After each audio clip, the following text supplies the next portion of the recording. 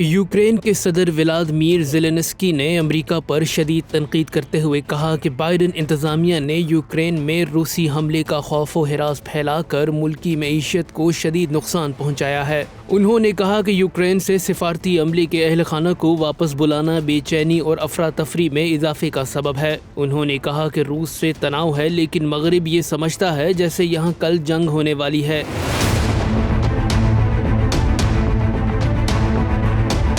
واضح رہے کہ کچھ روز قبل امریکہ اور برطانیہ نے یوکرین کے دارالحکومت کیف سے اپنے غیر ضروری سفارتی عملے اور اہل خانہ کو وطن واپس آنے کا حکم دیا تھا۔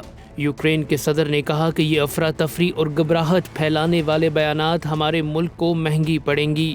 دوسری جانب روس نے یوکرین پر حملے کی منصوبہ بندی کرنے کے امریکی الزامات کو مسترد کرتے ہوئے کہا ہے کہ روسی سرحد پر فوجیوں کی تعیناتی دفاعی مقصد کے لیے ہے۔